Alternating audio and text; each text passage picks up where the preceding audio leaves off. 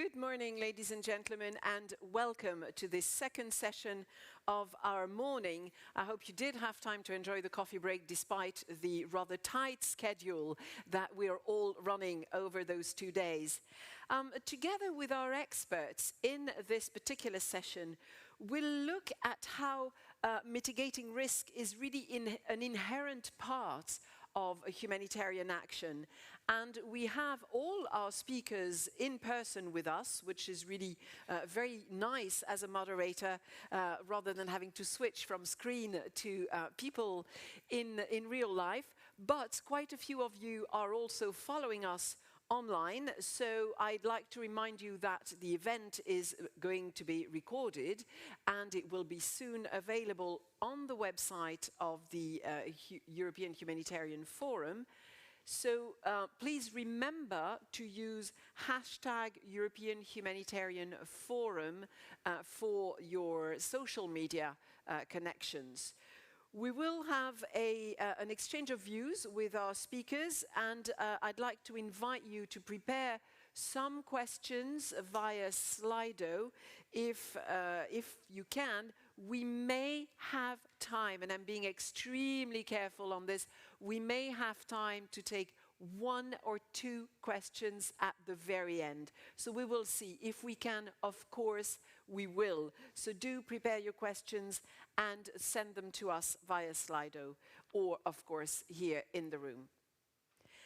Now, humanitarian action must be fast, and it takes place in dangerous and unstable places, in environments that are very often instrumentalized and quite restrictive. So it is by definition risky. How can we reconcile the need to be accountable with the necessity to take risks to save lives? There is a balance to be struck there, and the duty to take care versus the risk aversion that we all feel, that is really the core question of this morning's discussion. We will see how collective answers can help mitigate these risks.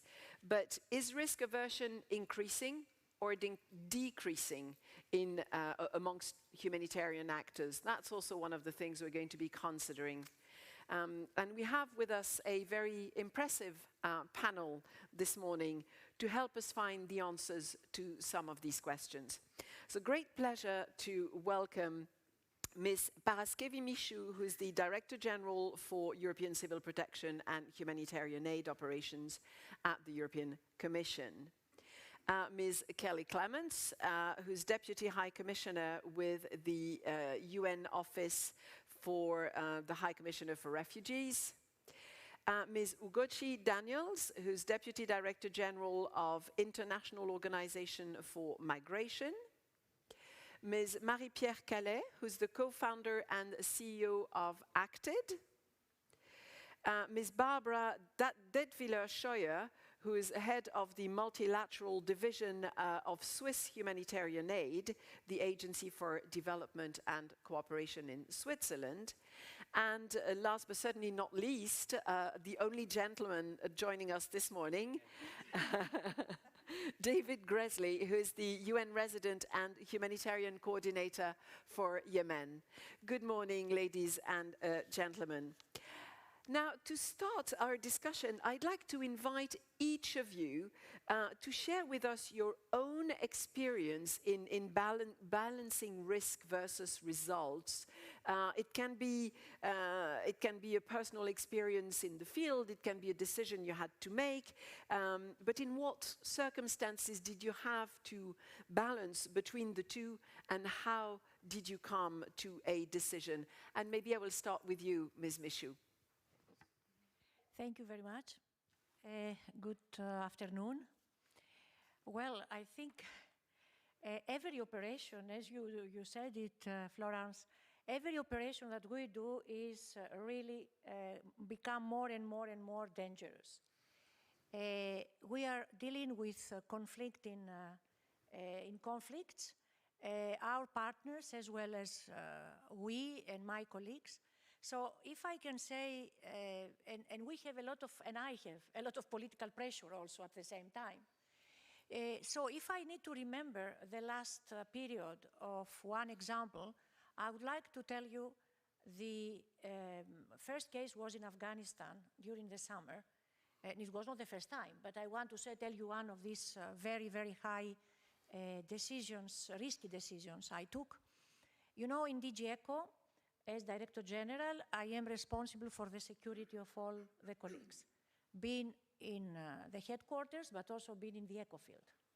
So when it happened, we have been working in Afghanistan and for decades.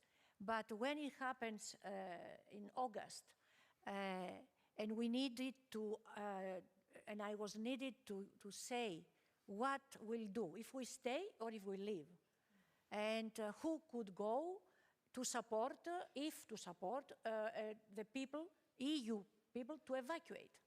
So I had the security advice that it was negative to me. But I took the opposite decision. I contributed to the external services support, and I sent a colleague to go to help for evacuation of the people. And then, of course, we were the first from the, I would say, member states, EU institutions, that we went back. But this was one of the very, I would say, decisions I took, that it was not in line, as you could imagine, with somebody that would want to avoid risks. So this is one of the examples, and we have more after that in Ukraine, and we continue to have more and more. Thank you. Ms. Clements. Thank you. Thank you very much, and thanks to the European Commission for putting this particular topic on the agenda for this humanitarian forum. I want to go to Bangladesh. It's a country I know reasonably well. I started my career there back in the early 90s, and I was there just last month. And I had an opportunity to take a tour of a medical facility that we stood up when the pandemic announced back in 2 years ago. Not immediately, but what we found is between 1 million Rohingya refugees in Cox's Bazar, Teknaf, in the southeast part of Bangladesh, 15,000 humanitarian personnel, another 300,000 local Bangladeshi citizens in that part of the country, the threat of the pandemic and the spread was real. And it was also very much concerning, particularly for those that have been for many weeks, many months, and intensively since 2017, protecting and assisting with the local authorities, trying to support an enormous humanitarian and development operation in Bangladesh. It posed a real challenge for us not to have a way that if our colleagues or if the refugees or the Bangladeshi nationals got very sick with COVID, what were we to do? We were at a particular stage asked to withdraw some of our immediate support from the camps, which is the majority of where the Rohingya refugees are currently. We relied heavily on community volunteers in the camps to deliver information, to be able to provide some of the immediate services that we had provided through a large array of partners and with the local authorities.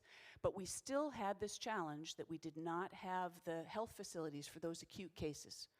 We ended up taking the decision, again, looking at the risks, looking at both what it would take for us to be able to stay and to deliver during these very exceptional and uncertain times, bringing a bit of, I think, calm and security to those that were also taking those risks in terms of delivery, allowing what had been about half of our colleagues who were redeployed to Dhaka to come back to Cox's Bazar, to be able to return to some of the programs that they were overseeing, and to allow, indeed, the critical assistance programs to be able to, they had never stopped, but to make sure that they were as strong as they could possibly be, particularly during these uncertain times.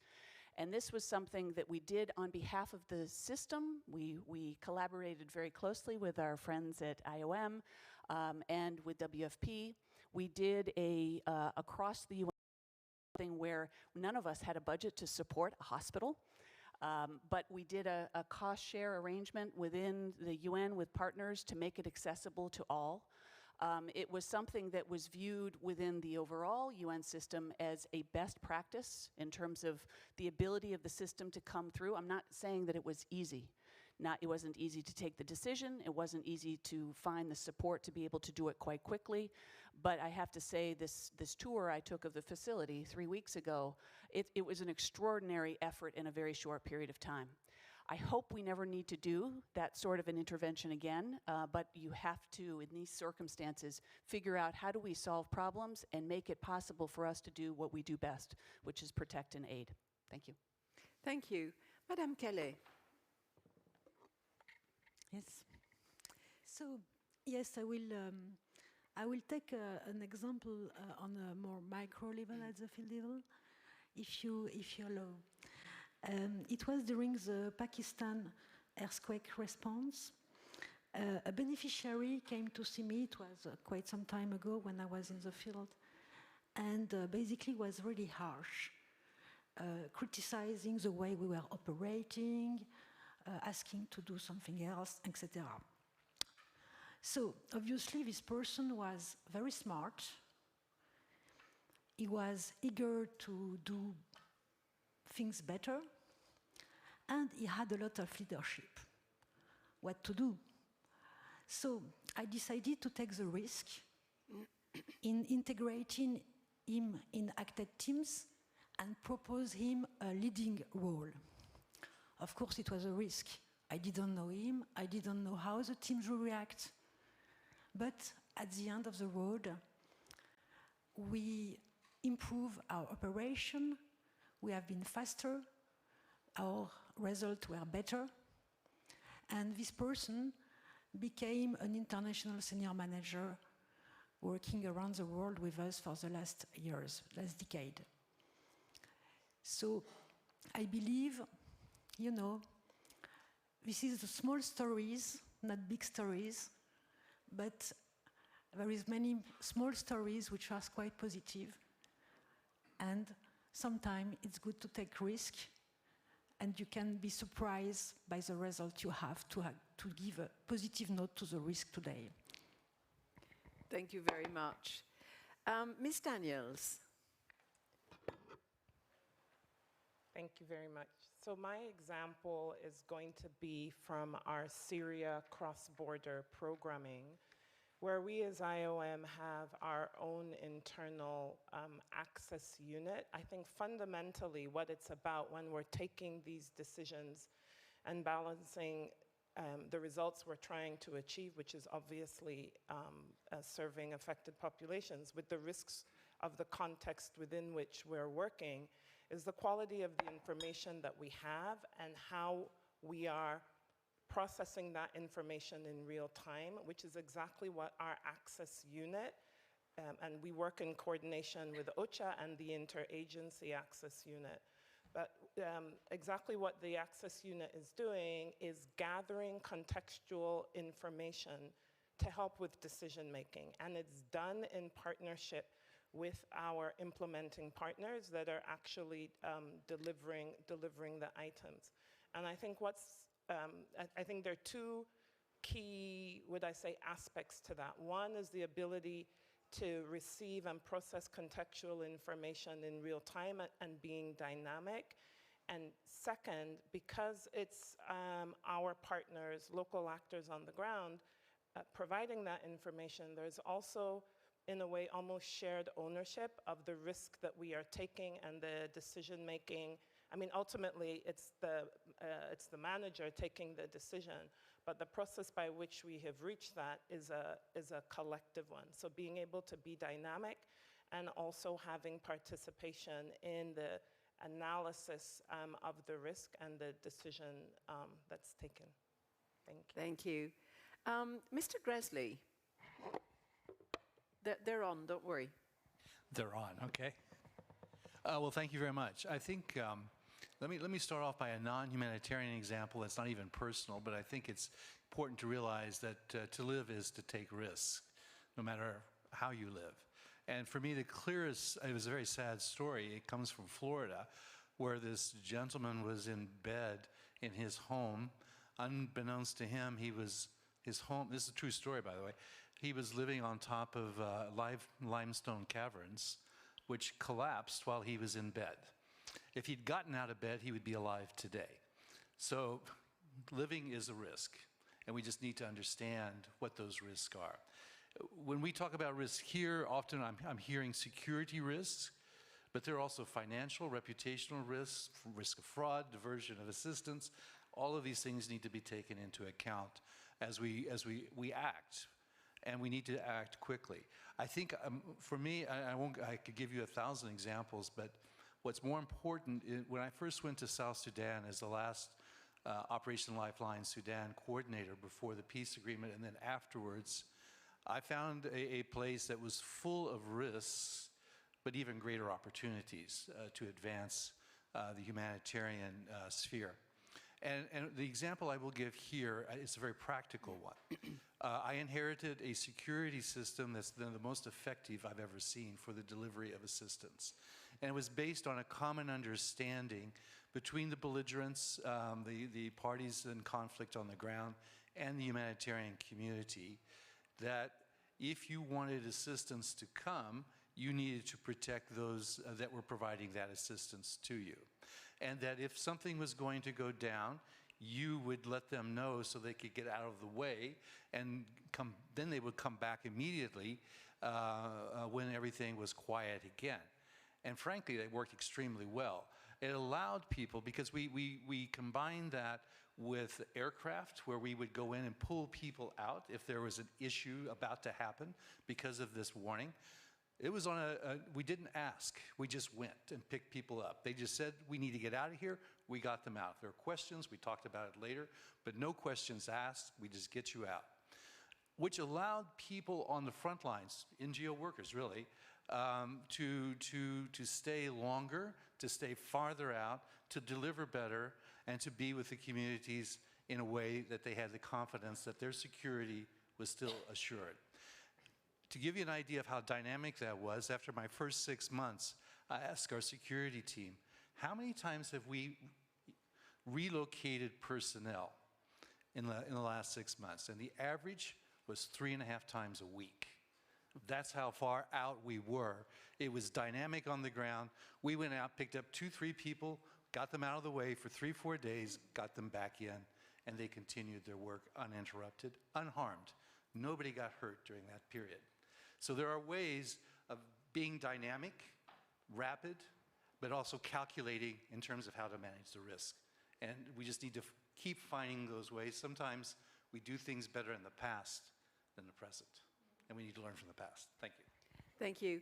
Ms. Detwiller, I could see you nodding at several of the examples we've heard, so clearly they ring a bell. It rings a bell, yeah, exactly. So thank you very much. My example is actually a very personal example, and it goes back 30 years ago when I started working, nearly 30 years ago, when I started working with the UN in Gaza and in the West Bank. I knew that the work as an international aid worker was difficult and not without risks, but thinking about risks and how to mitigate them was not on my mind. I was young and I was full of motivation and I wanted to assist the people in need. But one day I got caught up in a violent fight in Bethlehem, and I realized that if I don't take care of my own safety, I cannot assist others in need. So I started to adapt to the local context. I learned a lot about the local context. I spoke Arabic a little bit, and then I also put a kufiyeh, this is the Palestinian traditional scarf, in my car when I went to the Palestinian territories. So I adapted to the local situation. I also adapted to other situations. For example, when crossing a checkpoint, I put the UN flag on my car, and in certain situations, I thought that it was just useful to be Swiss. So in my whole professional life, I met risks, I took many risks in order to obtain results. But taking risks is also part of our job. And risks can also be mitigated. I'm talking about programmatic risks, I'm talking about institutional risk, reputational risks, about fraud risks, but also about security and safety risks. These risks can be mitigated, and what is most important is that you do at the beginning a sound risk analysis, and that you get the information, it also has been mentioned already, that you need from the local organizations. You need to know the local context. You need to know power relations. You need to be cultural sensitive. So local knowledge is key to mitigating risks. Thank you. As we've said before, risk is definitely an inherent part of humanitarian action, but it is also part of its added value. And humanitarian actors are that. They are actors, they are doers, they're people who act. And do you think that the context in which you operate, they operate now has become more risky? Has risk management overcome the ability or the will to act fast? And where do you draw the line between acting fast and taking risks? Ms. Calais, maybe starting with you this time. Thank you. Quite a complex question. As a risk management overcomes the ability to be fast, I believe the answer to this question is yes and no. Yes, obviously, especially at the country level, because we see an increasing request for sovereignty from the country we are working in, and don't get me wrong, it's legitimate. But obviously, it creates quite some administrative burden with slowing us down from national authorities, local authorities, line manager, governor. I can make the list, it's endless. So yes, this is slowing us down. Yes, at the health system level, the increasing compliance requirement, and here again, don't get me wrong, it's quite positive in the sense that it's part of the professionalization of the head, and it's a good thing. However, in all domains, this is slowing us down. This being said, these constraints led us to adjust our way of operating. At the field level, what I see is in acute emergency situation, the local anchorage you are mentioning, who is so important. I think we develop mechanism at the local level in order to use the local anchorage, the local knowledge, in order to be faster. I will give you an example. In Afghanistan, where we are there for decades, and thanks of decades of anchorage, we were in an area, let's say, controlled by complex authority. And we set up a system of alert on a daily basis from the local community, whether we could go or not in the field on a daily basis.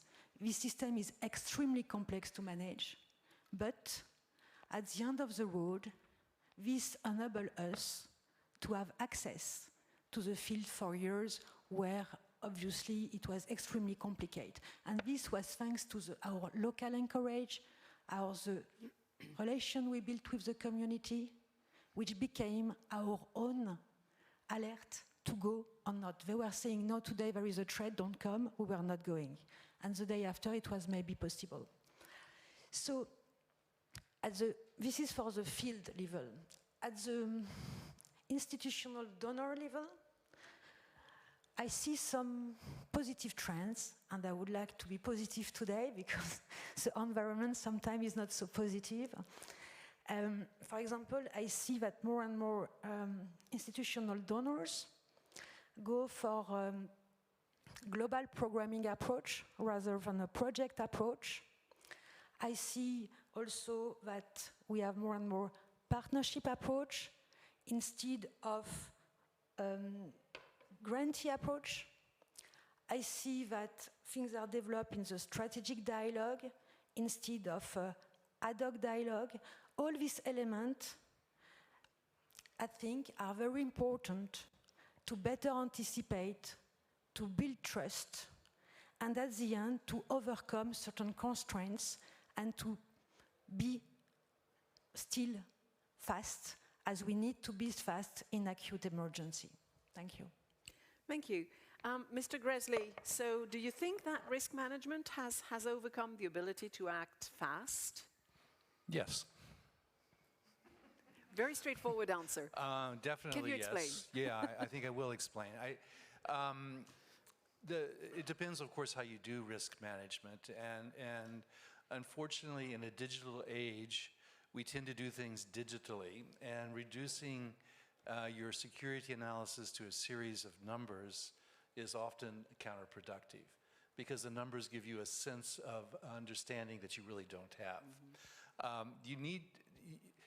And secondly, it creates, by those who wish it to be that way, a barrier to action because they say, well, the numbers say this. And it's not really intuitive. It's not really based upon our contacts with authorities or commanders or communities on the ground. It's divorced from that, in fact.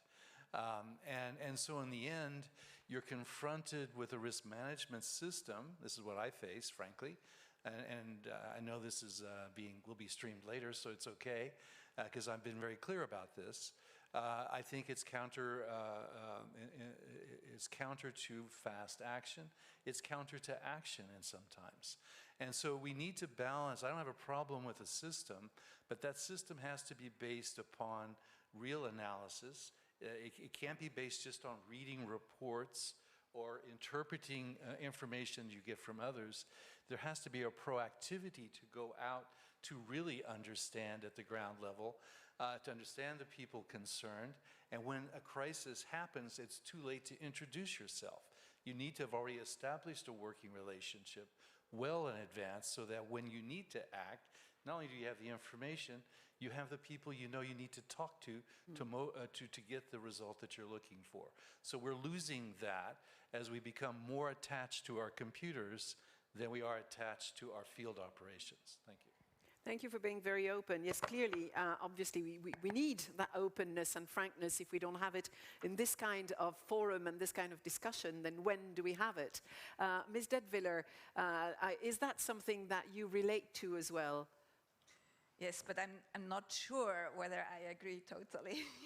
Go ahead. But first of all, I would like to say, you asked, the first question was whether the security incidents have heightened, whether the situation became more risky and so on. And I think, yes, I think levels of conflict have increased. Security incidents also have increased in the past 10 years. So I think, yes, we are working in a very risky environment. And the international humanitarian law that protects civilians, but also humanitarian aid workers, is less and less, unfortunately, respected, maybe also less and less known. But we have, as international aid agencies, we have the duty and the obligation to reduce risks for the humanitarian aid workers and for the people we serve. I'm talking about the duty of care, I'm talking also about the accountability towards affected people. But in my view, reducing risks has not to come at the price of acting fast. For sure, it's more challenging and to do a proper risk analysis if you are under pressure or if you are overwhelmed by all the needs, but it can be done. And risk management, in my view, does not start only when the crisis starts. It starts much before. We all know that by developing sound and management tools, risk management tools, by also training the staff. So it doesn't start when the crisis starts. And there it's also important, and it helps us to become faster, to really have to, and I come back to that, the right know-how, the local know-how. And the Swiss Agency for Development Cooperation is fortunate. We have Swiss cooperation teams in place in many countries worldwide. So now also in the Ukraine crisis, we can, for example, rely on our Swiss cooperation office in Moldova, and they know very well the local context, which then, this information helps us to take into consideration the risks and take the right decisions.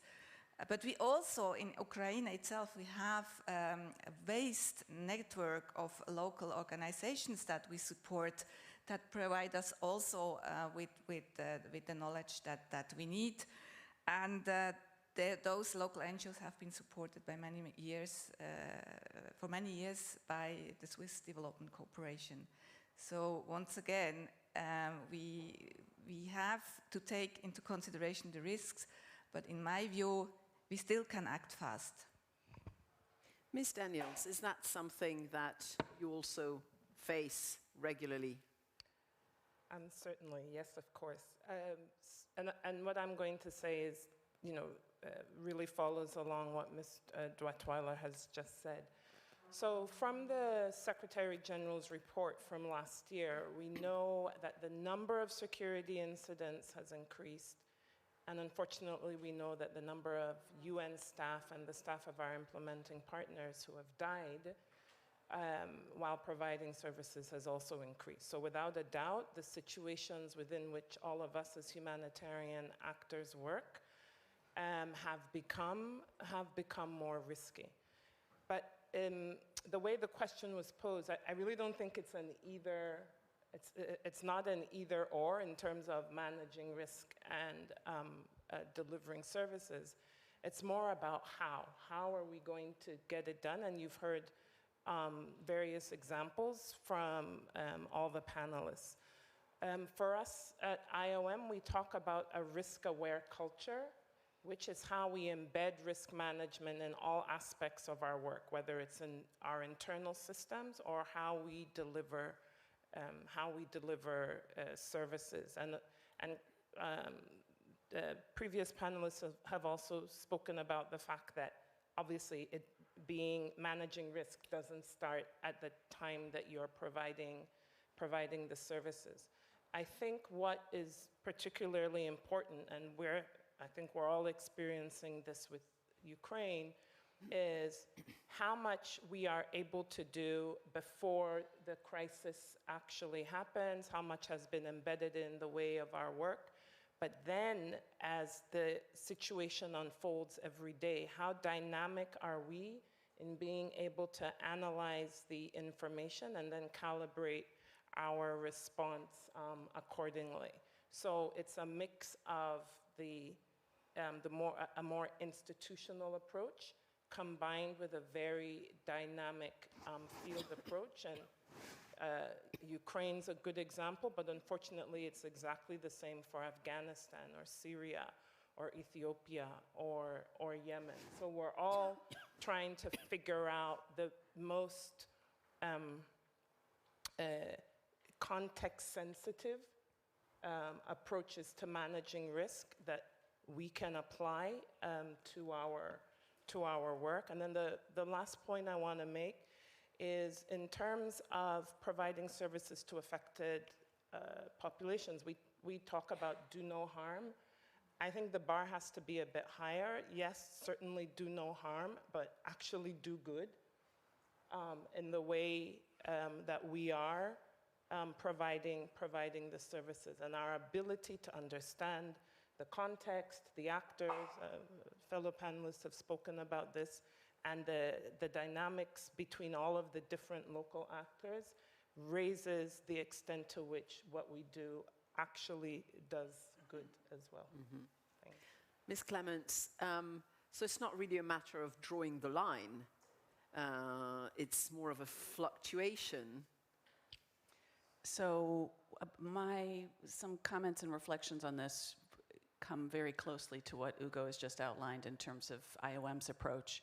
I think when it comes to risk, and the previous speakers have all talked about, the increasing complexity of the environment we're working in, the increasing insecurity, the uncertainty. We had an interesting panel yesterday on non-state armed actors. We spent time last night talking about lack of access and adherence to international humanitarian law.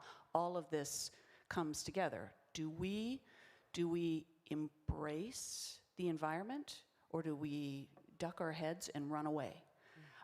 And I think it gets to this issue of how do you approach then risk management in this kind of an environment? And the risk culture that Ugo talks about very much in terms of UNHCR, this is something that we're trying to address from the very, our field satellite offices all the way to a corporate look at risk. We have a risk system within UNHCR that I would say is still relatively nascent at about 8 years. That's when we put into place something that was more formal, but it became, quickly we realized, more of a check-the-box exercise, a little bit what David is talking about, in terms of the, what do we need to feed back to headquarters to make sure that everybody realizes we're aware of what the potential threats and I would say opportunities, by the way, and I'll come back to that in just a moment, to something where you think about risk in a way that takes very much account of the environment in which you're working, the collaborators in terms of the actors that are also involved, where you potentially need to add to those or mitigate those weaker elements, but something that is not added on top of what you're already doing. And our approach we put into place 4 to 5 years ago was trying to look at operations across the globe with a number of criteria in mind. Everything from, the number of non-state actors, for example, what we were worried about in terms of the security environment, the number of people that we're serving that we needed to get to, the access issues, the extent to which there's conflict involved, the extent to which there are lacks of resources on the environmental side, climate, et cetera. All of these adding to a criteria of where do we need to put targeted risk investment in terms of a real particular focus on what we're doing in that context. And I think that has now led to something where, yes, we, of course, have strategic risk registries, and those are adapted very dynamically depending upon the context. And we've been talking a whole lot this week about Ukraine and what's happening in that context. And I see an alert yesterday in terms of the UN wires and the press about the risks of cybersecurity attacks and that we need to be ready. And how do we dynamically then think about both the risks from perhaps a negative point of view, but we've also been very clear on the strategic side, but also the country operations. We also need to be looking at opportunities. And if we again come back to the Ukraine example and again think about risk management, risk mitigation, but also taking advantage of the environment in which we're working, are there things we can do now in this context that will actually make our work, our collective work, easier and will potentially impact positively other situations of mass humanitarian need, mass displacement, and so on. So it's really trying to take risk at multiple levels, both in the organization institutionally, but also how we think about it as one that isn't an add-on, that isn't something that is, oh yeah, by the way, did you actually think about that registry you needed to have into headquarters last week? Not at all. It's something that it's in each part of what we're doing, and I'll give you a few examples of that a little bit later. Ms. Michaud, is this also the way you look at it from the Commission side? Well, if I can take some looks that I had from the panelists, I could see that they put in doubt whether or not we are a doer or not. Well, I'm telling you, we are a doer. I have to say that risk management and risk mitigation is and should be embedded in our system. It's not a question about, however, for me, if we do it or not, we have to do it. The question is how we do it. How and what we operate, we make sure that we operate and we deliver fast. And I have to say, my experience have been in many departments of the Commission. And I can tell you that in all the departments I worked, Commissioner was a doer. Maybe DG ECHO does not believe me, but it has been the case. But in DG ECHO, we had something more. We had a legal framework that enabled us to act in emergencies without having a system where it needs to go by all policy players, all policy layers as well, that would make us even more, let's say, delaying the process. Well, however, I and all the colleagues and the partners, all of you know that while we are a doer, we need at the same time to take advantage of our experiences, your experiences, our experiences, and build something more systematic. It's different if, for example, I have an example. When we had the COVID in the beginning, we set up a humanitarian aid bridge. And this was, at that time, unique operation of delivering support, together with our partners, together with you, and together with the member states. We delivered in a record time. If you ask me now if I do it in all cases, I will tell you, I will not. And I will be based on the experience we got on the humanitarian aid bridge, on the risks that we faced, on the complementarity of the different strategic plans that you have, we have, and based on that, we will enable this systemic approach that will enable us even next time to work even faster, but based on a system that really takes into account different risks that I might face later in the process and which will delay the operations next time. So yes, we need to have risk management, but we need at the same time, all the time, to navigate. I would say we have 2 or 3 different now risks that we didn't have before. Kelly said one, cyber threats. I would add abuse of information.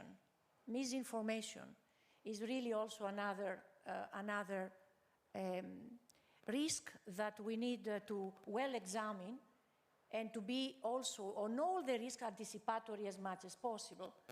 I will not be against the digital. I would think that digitalization and proved also its value during COVID to solve many, many issues that we couldn't solve by presence. So we need to mitigate the risks based on the developments and based on the operations and based also on anticipatory measures. Thank you. Thank you very much. Let's talk about constraints, because that's something that has been touched upon by some of our speakers, but let's go a little deeper into constraints. You all come from different types of organizations, so clearly you all have different types of constraints and of very different nature. But no matter whether you fund aid or you have to discuss with authorities or you act on location, you need to process risk management. And I'd be curious to hear how you do so in relation with those constraints that you face as an organization. Starting with you, Ms. Detwiller, on this one. Thank you very much. Actually, I never like to talk about constraints. I rather like to talk about opportunities. But actually, at SDC, the Swiss Agency for Development and Cooperation, we don't really consider risk management as a constraint. We have embedded risk management in our organization since many years. We analyze contextual risks in the Swiss representations abroad. We do partner risk assessments, and we assess the risks of each project that we fund. But I hardly ever saw that a project was not funded because the risks were too high. Or, for example, also now that we don't deploy a team because the risks are too high. Okay, now we don't have now staff in the Ukraine, but we are working around in Moldova and in Poland. So we have to embrace this the risk management as an institutional practice in our organizations. And once more, I would like to say that it doesn't start with the crisis itself. It starts much before.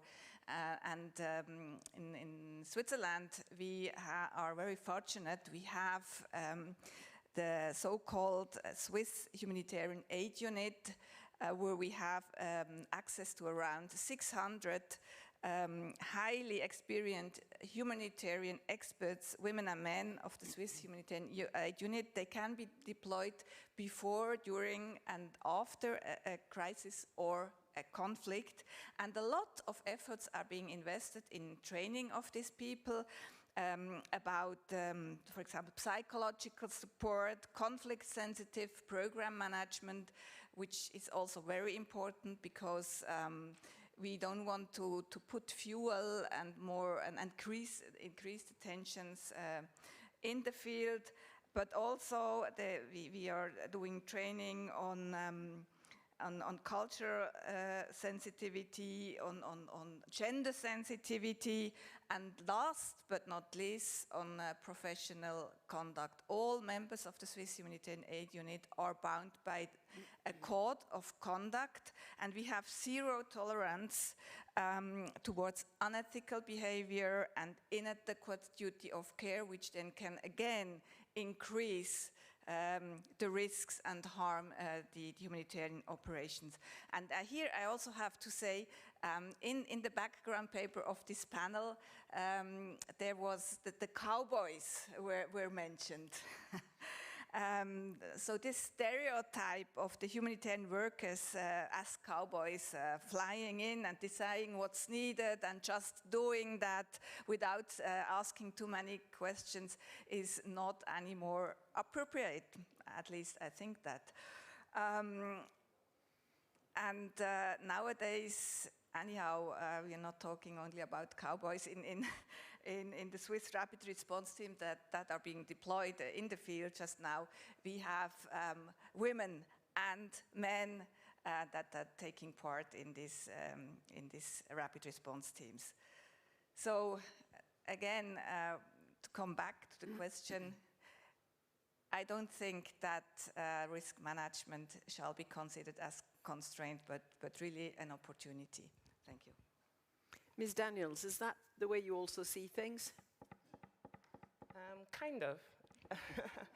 So earlier I talked about how it's not an either or, it's not an either or, but actually how do we get it done? I had talked about a risk-aware culture. So corporately, what the risk-aware culture means is that we integrate risk management into all aspects of decision-making, whether it has to do with our operations or whether it has to do with management. And as we know, institutional culture change takes a bit of time. So initial approaches was very much focused on making sure that we have the structuring there, the process there, but not wanting it to become a tick-box exercise as Kelly had spoken about. And then at the same time having the field-focused, more dynamic, more almost on a day-to-day basis of managing risk.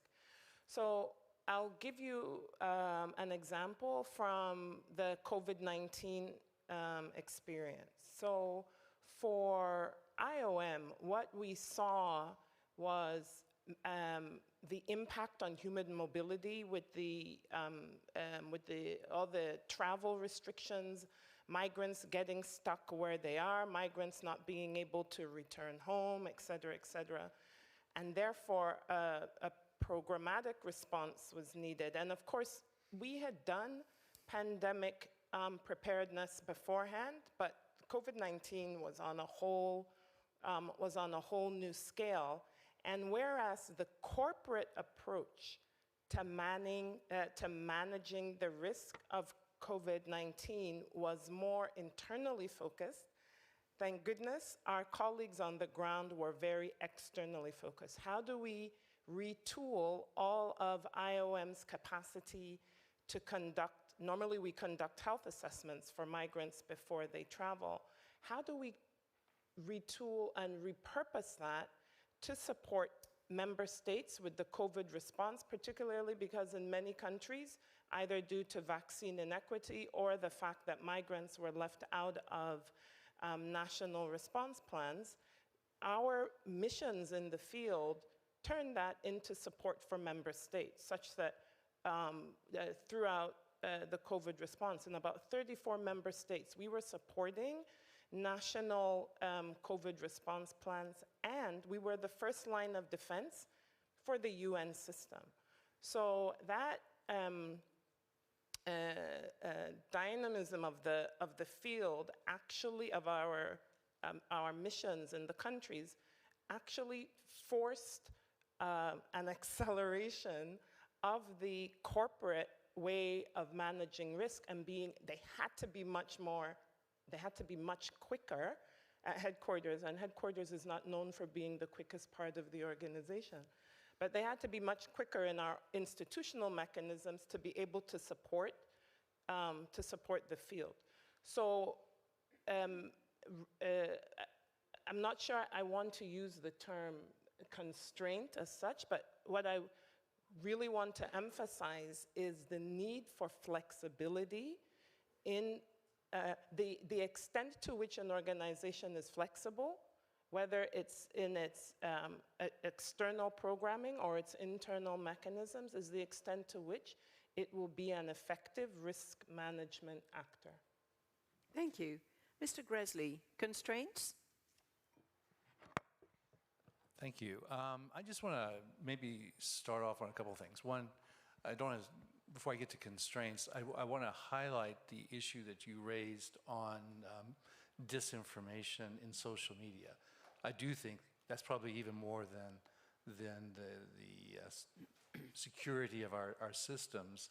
It's the misinformation, disinformation intended for bad purposes that we are very weak in countering. And that is a key thing that we need to work on. So I do want to highlight that there is very little risk mitigation or risk countering of that. I want to clarify what I said earlier because I'm not sure it was fully understood. I've been using computers since before most people here were born. 1981 was when I got my first personal computer. So I have no problem with the digital. What I'm concerned with, and I've been working since 2004 as a humanitarian coordinator primarily, but also on the political peacekeeping missions as a number 2 in Congo. And I can tell you the situational awareness has declined over time by people operating on the ground. They're more attached to their computers. They're less out in the field. And that's what concerns me. If you're not situationally aware, you create your own virtual universe that gets transmitted to headquarters. And it's the tick the box. It's what I was describing earlier. I see that. And I worry about that because I think that gets us into trouble because we don't see it coming. And then frankly, the way communications are today, the best moment for me was in South Sudan when there was no internet, no cell phone, no nothing. I just did things and then reported on it later, sometime asking for forgiveness. But I also knew nobody wanted to come to replace me, so that was always my mitigating measure. The point I want to make is I think we've lost something going along the way, and we need to recapture that. we need to, there's nothing wrong with digital technology if properly applied, but we have lots of gaps in how digital technology is used today, going well beyond the humanitarian side. We need to master it, let it not be mastered by it. That's the core point I want to make. I'm not against risk management. I just don't like risk management based on numbers, which is what I face with. And the country representatives of the two organizations next to me, if they were here, would echo what I just said. So I think we have to be very honest about the issues on the ground if we want to be effective. And we need that situational awareness, or we will not deliver as we are talking about here today. Thank you. So that's the constraint. Thank you. Ms. Kelly. Thank you. Yes, I believe that risk needs always to be declined practically. And it's coming back a little bit on what you said. A formalized risk management tool will never tell you what to do. And I think it's an important point to emphasize on. It will give you the frame of what to think of.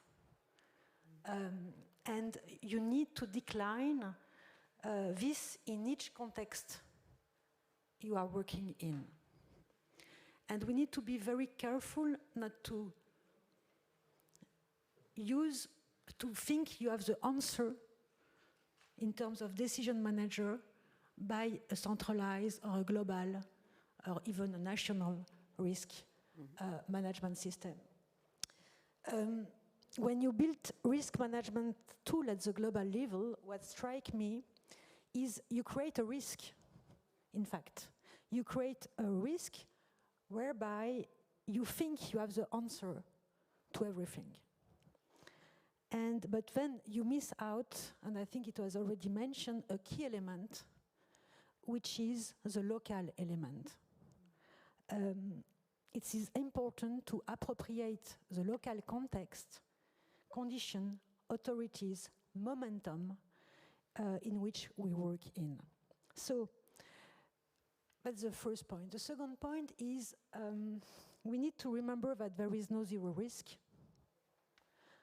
And we need to take the right decision at the right moment by the right person who is accountable. Basically, the momentum is as important as the decision. The risk I see today, basically, is that many technical people are in charge of risk management. The issue is basically these people, they are often organized in silo. And more worrying, they are developing risk-adverse approach. And we should never forget that at the end of the day, at the end of the road, the accountable person, the decision maker, needs to keep the decision in his hands. I will give you an example linked to Ukraine. Shall we remain or leave Mariupol? It was a question a few weeks back, a few days back. Well, there is no obvious answer. If we believe that we can support quite a large number of persons with a large impact, if we believe that we have a very strong a very strong network in the field, my answer will be probably yes. We need to stay. If we believe that we can serve only a few people there, if we believe that our local anchorage, our networks are very weak, most probably we should leave. So, in other words, I would say that there is no one-size-fits-all approach. It really depends on the context. Thank you. Now, Ms. Michoud, of course, you'll want to maybe respond to the question, but I'm sure also respond to some of the comments that we've been hearing. Well, I take the to me, and I think this is, I think to all of us, there is nothing to replace the human presence, intervention, assessment. When it's digital, it's about using as a means. And this is what I meant. And I have to say, we suffer a lot these 2 years. It's today and yesterday is a pleasure to have people around. We suffer a lot 2 years to work only and to see all of you, all of us, between us through the screens. But this did not stop us of working. And this is what I meant before when I said that we use digital. Now, about constraints. I don't like the constraints. I think Barbara said so. I like opportunities. There is a constraint, however, for me. And this constraint is the duty of care. And I am risky as a person. I told you also examples about that. I am risky myself as well for me, and I have hundreds of risky operations I performed myself in the middle of the Afghani camps in 2014 and 15. But when it is to be with my staff and with the staff of our actors, of our partners, in particular, as we know that in average 5 to 8 persons are killed, kidnapped per month, I have to tell you that there is not anymore the aware about risk management comes, and the culture comes a second. Now, you spoke about many experts, and I can see some experts in the Commission, not in DG ECHO, I have to say, because otherwise, but DG ECHO also has to operate under certain frame, which is handled, which is delivered by our central services. But again, I say that this framework, and for those that, and all of you work with DG ECHO, has been used so flexible, to use back to what Ugo said, so flexibility, awareness of the risky culture is something that needs and builds every day.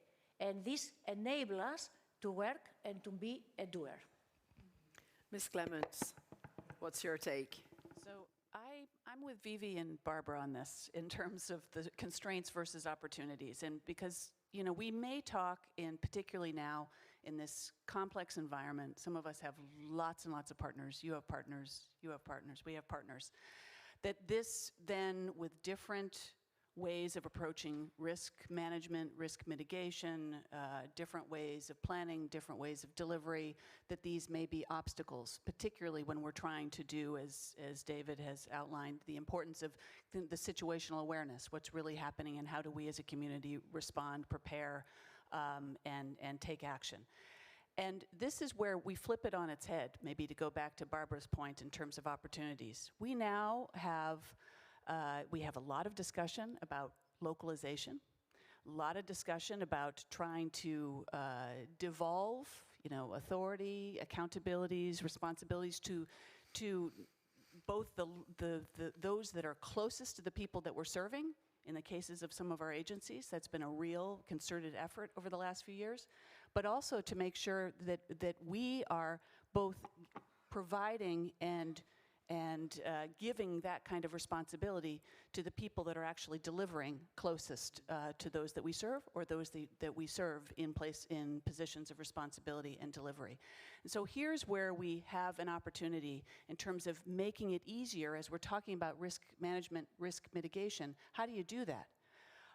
How do you make it easier so that you're not, as David mentioned, sitting behind a computer, but you're with the people that we serve? How do we cut down the number of requirements and responsibilities that we impose on partners to allow them to work, as opposed to replying to reporting requirements from us as the fiduciary sponsor, for example?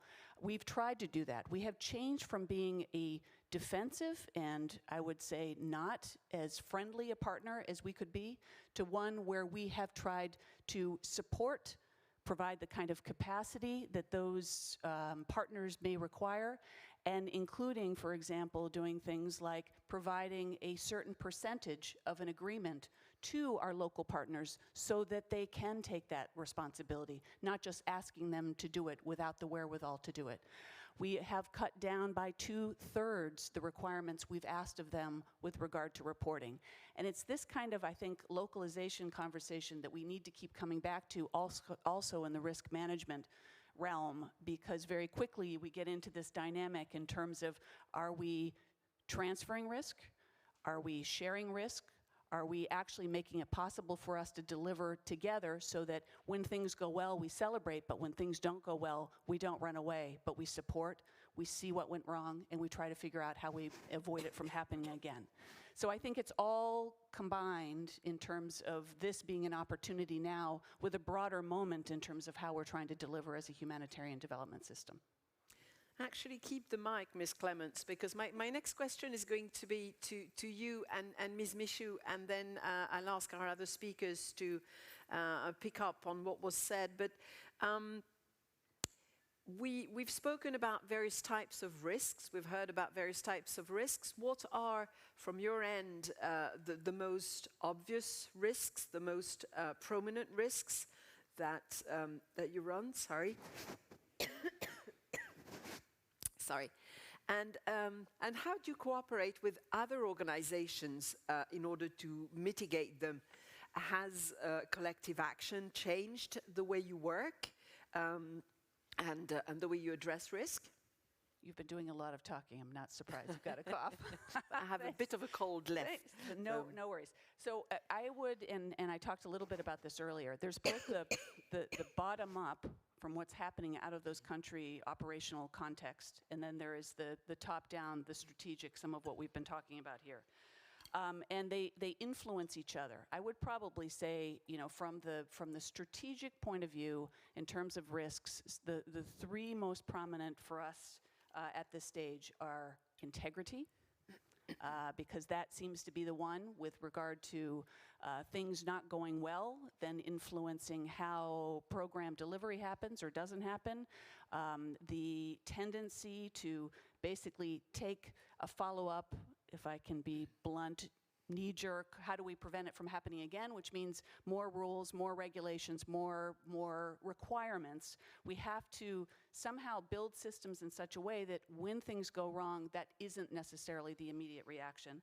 The integrity piece, of course, at a strategic level becomes very important. We've invested in it. And this is not in any particular order. Protection elements, Vivi noted, for example, clearly when it comes to our workforce, in the context we've been talking about actively the last 2 days, inside Ukraine, the early days, how do we protect our teams and their families, and then, in terms of the kind of delivery we need to provide to the Ukrainian people and others trapped inside of Ukraine. That sort of thing, of course, becomes very important.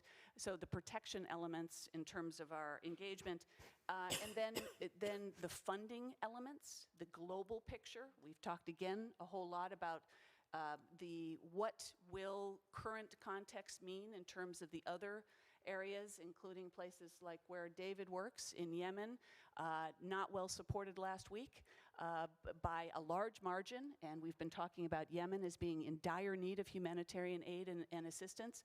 In the context of the global environment, this becomes quite critical, and the existential issues related to climate, in terms of risks and the like. So I would go really from the very strategic down to the operational and the country levels, and this is where I think it comes from, yes, global conversations like this are important. How do we take that down to a country level, to a conversation that we're having, not within our own organizations, but across the community?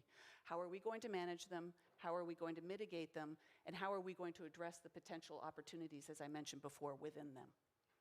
Thank you. Ms. Michoud, main risks and collective action? Well, we are not we have eco-field experts, but we are not like the UN and our partners having on the field the people that they run such I would say, daily danger. But from our side, and I say, the eco-field as well is there, but it's not the same operation-wise. Now, when it comes to us, what is extremely important is political, financial, reputational. And I really tell you, all of this can harm us, can harm the humanitarian actions, can harm the EU as a donor. And this is exactly why we need to have certain rules. Accountability, Kelly has many times we discussed, accountability for taxpayers' money is very hard to our shoulders. And we work to share the risks, we work to be flexible, we work to have and to commit to everything that it is making humanitarian actions more delivery on the ground and to support our partners, but also operationally and also all the access constraints that we have because of the different conflicts. Thank you. So turning to our four other speakers, of course, yes, share with us the main risks that you run, but also how collective action has helped, if you have engaged into collective action, and maybe share with us also an example of where that collective action has made a difference. Ms. Detwiller. Thank you very much. For me, the biggest risk for all humanitarian organizations is that not all risks can be reduced or limited. And in certain unstable situations of armed conflicts, SCC also uses remote management strategies, working with local staff and reliable local partners. And I will joint responsibility. And in our view, and this is also has been discussed many times in the grant bargain, the donor community has to make additional funding available, and I'm talking about unearmarked flexible funding. I know that this is maybe another risk again, but I think we need to work in this direction. The local organizations need to have funds for staff training or preparedness ahead of a crisis to cover unforeseen costs during a crisis. And more personnel might need to be hired, more vehicles need to be procured, or just material for protection material for medical workers, or a SIM card to stay connected. So this contributes to reducing the risks for our partner on which we rely on. I think this is a very important point, and we are going to discuss that again within the grant bargain. Then collective, or maybe one more work on that. There are the country-based pooled funds, which I consider as a good tool, a good instrument that we can all invest in, and we share the risk together. So let us work on such instruments.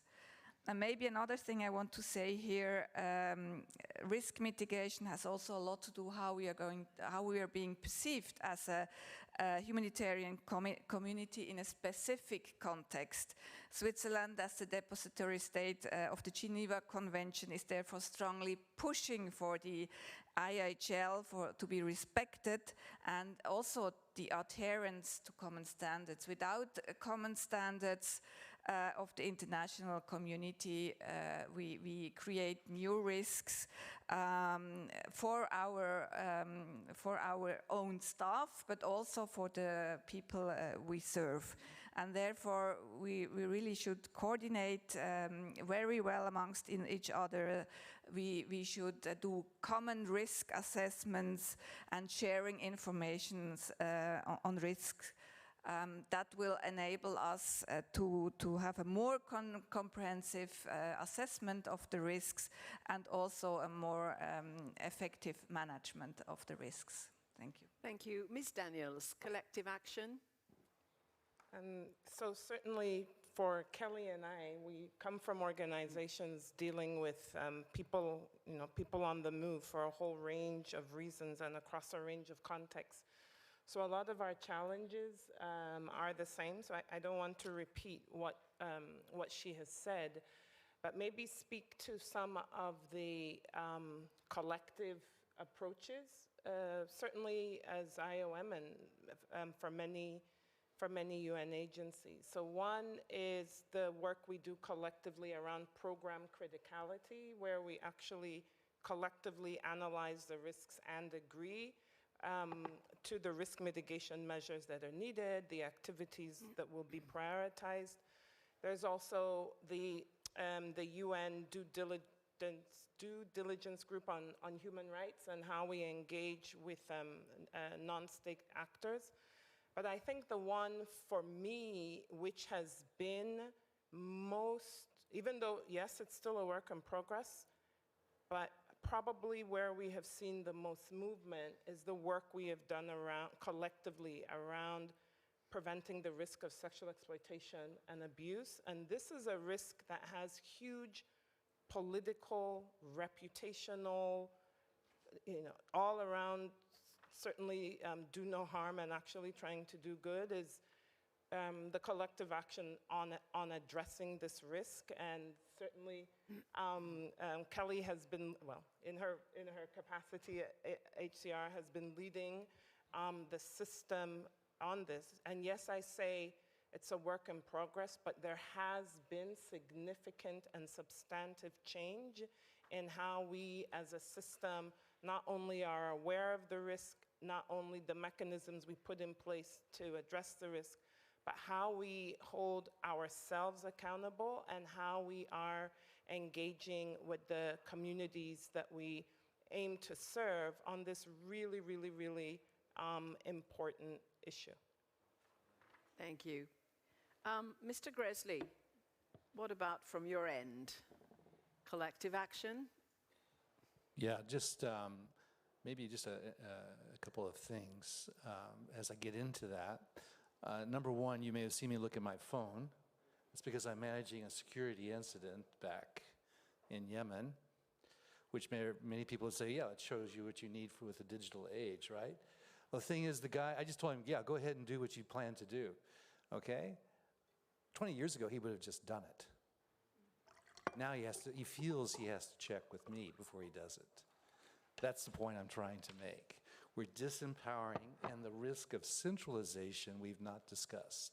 I have worked my whole career in the UN and before in decentralizing operations, decentralizing decision-making, letting the people up close to the problem solve the problem, and we support. And I think we're losing that. That's a central part of what I'm describing here. On the issue, I want to touch on the prevention of sexual exploitation and abuse. And I've been very clear in other fora. The humanitarians are way behind on that issue. I was a UNICEF representative in 2001, 2003 in Guinea when this issue exploded in the 3 countries of Sierra Leone, Guinea, and Liberia. I have not seen much progress since that time. I've worked in peacekeeping. It's far more robust, not good enough, but not robust. What I see within the UN system, among the humanitarians, it's not really where we need to be. So I know there's a new impetus, so I encourage that we continue to work on this, but we should not be satisfied where we are today. We have a long ways to go. I just want to emphasize that. I'm taking a moment just to, because this is a very real issue for me, and I don't think we're doing it right. And we need to be honest on this one. Now, on your real question, I just injected those things to take advantage. Very usefully so. I think for Yemen, I would use the example, I think a very effective one, where we've had collective action, donors, NGOs, UN agencies, to confront issues of confronting our ability to operate in Yemen. And collectively, we meet every 2 months to discuss those issues and to decide who will do what in terms of advocacy, pressure, etc. And this started before I joined, and I think it's been effective in rolling back a number of those constraints that we faced on the ground. I don't want to get into a lot of detail here, but the fact that we have the senior officials meeting at least once or twice a year that looks at this issue at a high level is extremely important, and the EU, together with Sweden and Switzerland, have been very, very key to this. But also the work at the more technical working level, extremely important to sustain that between those meetings. And over time, both in Sana'a and Aden, we have seen greater and more effective advocacy to push back on restrictions on movement, on visa issuance, on agreements, et cetera, et cetera. So Yemen is a place where constant pressure is required, constant negotiation. And so this kind of collective approach has proven, I think, very effective. And we'd now like to see how we can move it beyond just the humanitarian sphere into other areas so that we can further see gains on the ground. Thank you. Ms. Kelly. Well, I will not take Yemen example because we had to balance 2 years ago between reputational risk and having 500 staff in jail. So I have a lot of lessons learned from this, but I will not come back on that. No, maybe on collective action, to answer your question. The collective approach works quite well in very tense and complex contexts, and is mainly useful for information sharing, which is extremely important and a very good thing. The more information you have, the better you can assess your risk. However, because there is always a however in my... when it comes to decision making, each organization at the end of the road is responsible for the decision. So the decision, naturally, I would say, becomes more inwards. And as I illustrated with my example of Mariupol, it depends very much on the context. So it's largely a balance between your own organization encourage, and I really, you emphasize quite a lot on the local knowledge, but I think it's a key element we tend to underestimate, and the outreach and the risk in a given context. So as you can imagine, various organizations have a different risk evaluation, and as they will be in a different situation. So it's problematic, and we should not be naive. It's quite problematic to collectivize the risk management decision beyond the information sharing. Because more you collectivize, who is accountable at the end? And it's a real issue, who is accountable? And I do agree with you, we need to the closest accountable person to the fields needs to take a certain level of decision, and our centralized system tend to over-centralize while we should not decentralize, because decentralize means you give back the responsibility to someone, but at least to give the decision to the right person, as I said, at the right moment, and in the meantime, to create a management mechanism which is a huge trust in order to make sure that the local level and the global level are perfectly aligned, coherent, and share the responsibility of the decision. And this element in our over-bureaucratic organization is quite a key issue. So I would say collective approach, yes, for information sharing. As soon as it comes to decision management, careful. Thank you. Thank you. Ms. Michoud, I'll come back to you now, because you have a vast experience of humanitarian action, and being in the lead of DG ECHO, you've been through a large number of situations which probably challenged the approach of the EU. So what has been your most challenging episode, your most challenging experience? Every time I say this is the experience the most challenging, the next day is a new one. So I will stay on the last one, which is the Ukraine one, and which is not yet finished. I think this case will test our resilience and our capacity to deliver. And when I say deliver, I speak also politically. The EU in the Ukraine-Russian war had been from the first day in the first line, and has been, in particular DG ECHO, has been also not only on the humanitarian part with you all, but also on the civil protection, when we deliver with member states via the coordination we do, all the in-kind assistance that we deliver in Ukraine, in Poland, in Slovakia, in Czech Republic, in Moldova, and Romania. So this has been a big challenge. What is now, as I say, the next one is that how we will deliver a resilient situation, and we will be resilient in EU to give the appropriate solution and to stay united. Now, I have to say that the increased needs everywhere is also a very big challenge as well. Increased needs means increased funding, but I am proud, and because I take David, because he's here, I take the example of Yemen, where Europe has delivered, despite the very many crises on funding we have, has maintained and even increased the pledges for Yemen, as we recognize that we need to continue our efforts. And I will also add one EU, which is outside what we discussed today, but we discussed yesterday, is our funding and steer on the climate and on the Green Deal.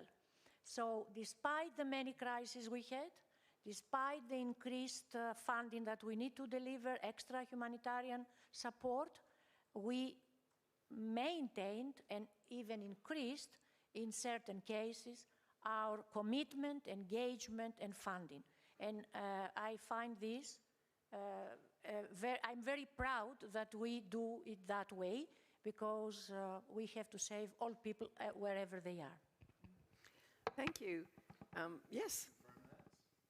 I would just like to confirm what the Director General just said. It was very impressive that the pledges from Europe and from other donors as well actually exceeded last year. In the current context, I think that's quite an accomplishment. So thank you very much for not only the work within ECHO to do that, but the advocacy with other member states. Thank you very much. I'll actually follow up on what you just said, and in the same direction. I'd be interested to hear from all of you what you would suggest the EU in general, or DG ECHO in particular, does in terms of approach. Should they change their approach? What is positive about it? What is maybe not so positive? And what could be done better? And I see Ms. Michaud is ready to take notes, so, so shoot. So Mr. Gresley, maybe. Well, I just said thank you, so. No, it's difficult now. Well, no, I just said thank you. So I think that's where I want to start. I think the engagement on countries where others may be fatigued is extremely encouraging. And it's a basis for us to go forward to continue to advocate to those who did not contribute to do so. And we will use your example as a basis to do that. So no, that's number one.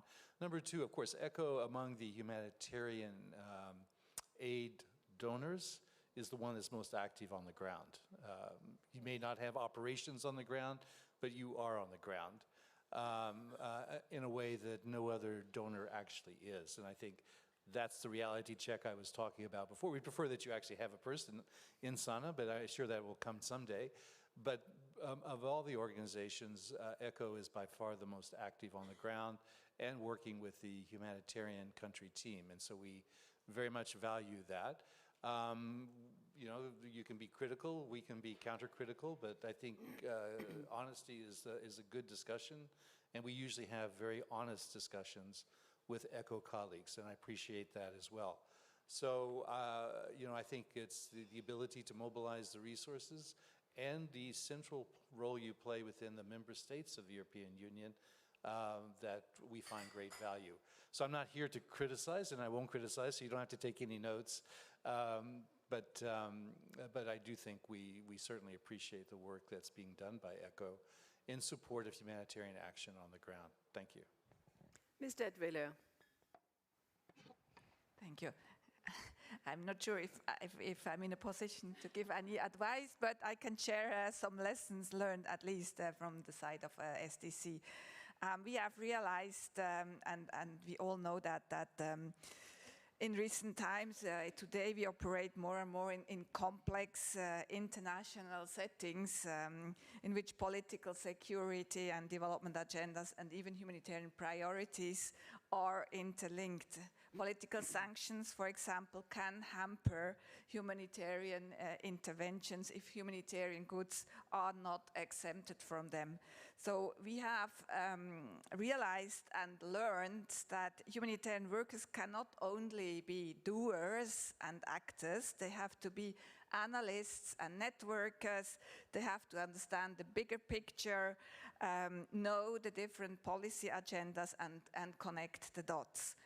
And if we are failing to link humanitarian objectives with longer-term development objectives, for example, if we replace state functions through substitution of service delivery, we create new risks, namely the dependence on external assistance. So in SDC, we have learned this lesson and we have acted upon. We really want to stop working in silos, and I think this has been mentioned many, many times during this forum. But we are going to team up to address actually the root causes of crisis, which we consider as the only way to reduce needs and also risks in the longer term. And we are going currently undergoing a restructuring in SDC.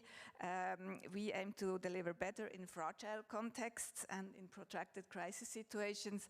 And in future, as of September of this year, humanitarian aid and development cooperation will embrace the Nexus approach. So maybe in a future panel we can discuss about the lessons learned of this adventure.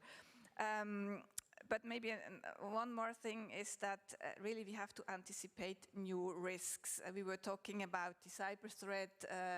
We were all very shocked when we heard about the theft of data that happened with the ICRC.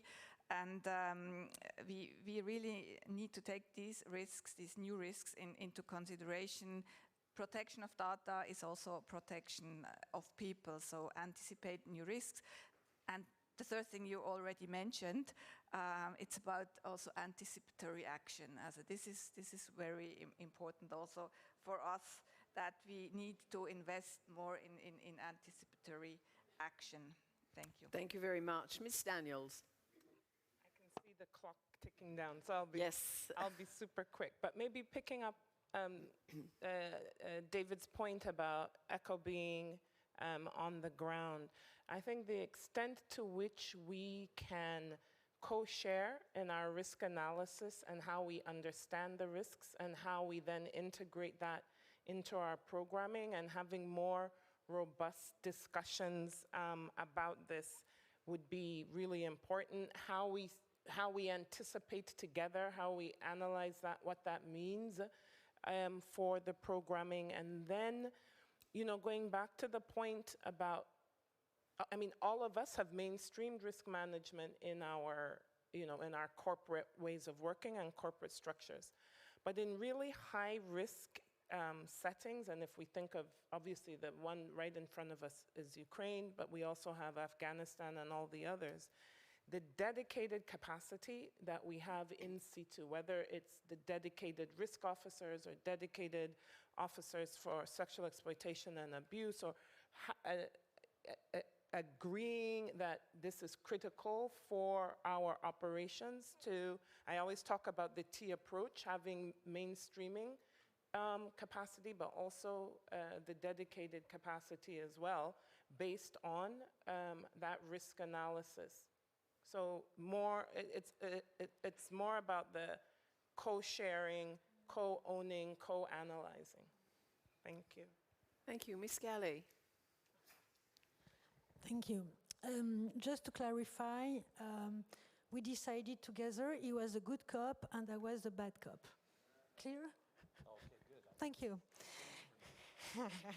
So, no, of course, I have no recommendation as such for ECHO, but I have the same way we have all lesson learned, and I believe it's extremely important.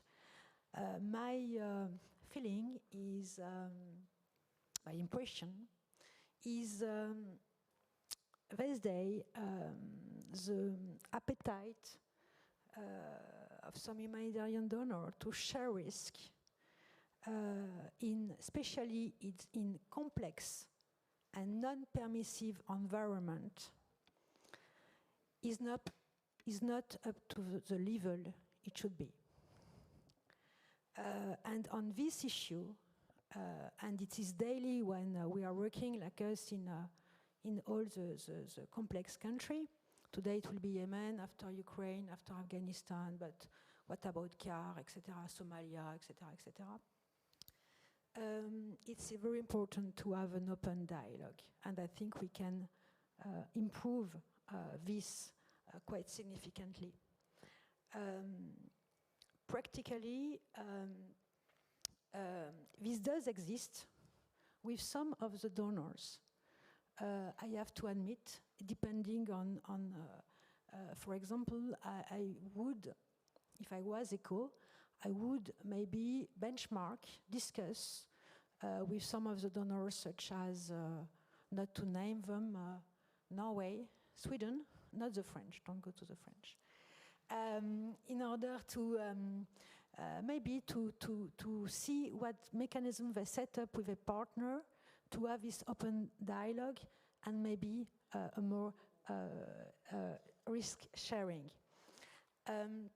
So the second maybe lesson learned is in our huge organization, and in your huge organization, the staff at all levels, and I would like to be clear, at each and every level of the organization should understand that if an NGO is sharing a risk, it's a positive, it's a very positive message. It's something positive. It's not something negative, and he feels, oh my God, again a problem for this organization. And I think this is something we need to work on a daily basis within our staff, including us, by the way. It's not only ECHO. And this is an element of transparency rather than an element of risk. And it's an ultra-virtuous process, I believe. So that will be from me. Thank you. So, excuse me, can you come in or close the door? Thank you. So you have these people, I know it's lunchtime, I know we're a bit late, but if they all keep popping in. So Ms. Clements, just a quick word, and then I'll give Ms. Michoud the closing word and a right of response. I want to just take the floor for a moment to do a two-finger, as David did earlier, on SEA. And I do hope we can have a dedicated conversation about this at some point. We all need to do better as a system and going even beyond the system. And we need member states, and we need member states particularly to make sure we don't have impunity. And this is something that the system takes very seriously, both on sexual exploitation and abuse, but also on sexual harassment. Preventing, but then also responding. And it gets to some of the cultural pieces we've talked about. On ECHO as a donor, and on risk management and so on, and Vivi already pointed this, we have active conversations about how do you balance the responsible management of taxpayer dollars, which we understand very well, the compliance requirements, which we understand very well, with some of the dynamics in terms of these operations at the very local level. It's not always easy to do that. And I think at times, and it gets a little bit to the last point made on the risk sharing as opposed to risk transfer, this is where the conversations at the country level, at the regional level, at the global level become so important. And we appreciate them. And we see this going in the right direction. I think we can do even more together. Thanks. So, Ms. Michoud, final word and some responses maybe. I would like to thank all the colleagues for all the comments. And you can imagine that in the forum I hear many comments outside the room as well. I want to say that our best practices, I would say, or what I can take as lessons is that the ECHO field, as you mentioned, David, is the local information we are asking, is what we discussed before about having information in advance of how we act and how we cooperate with the partners. So sharing this information, as Ugo said, very, very, very welcoming. Time is of essence. We all know how we act quickly in complex cases, and it's a commodity that it needs to be there when you need to decide. And therefore, again, pre-information, anticipation of cases is extremely important. And then trust and confidence with the partners is extremely important. This is a must for me, both ways. This does not go yet to the point to share the risk.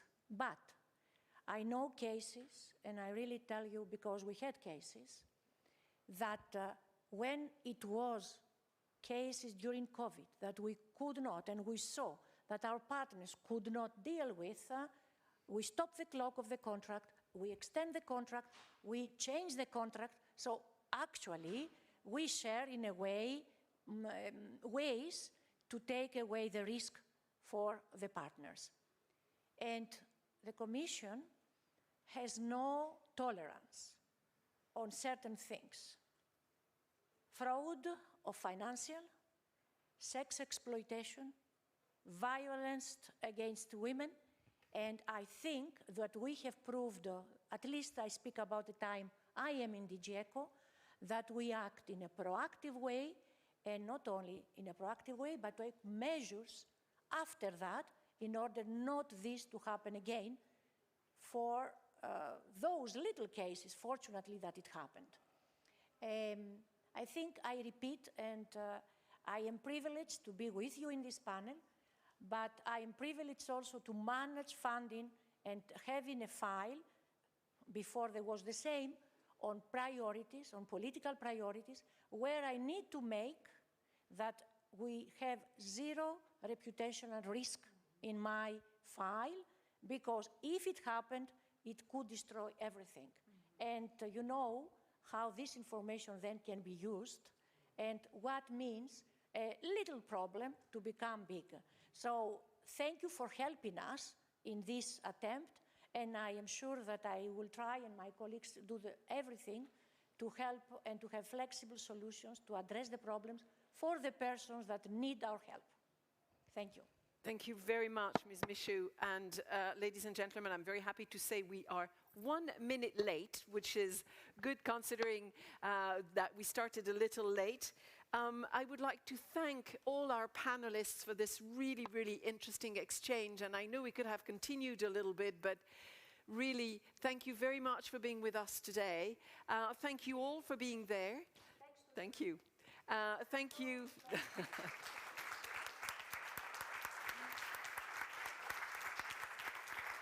Thank you very much. Thank you. Enjoy your lunch and enjoy the rest of the forum. Bye-bye.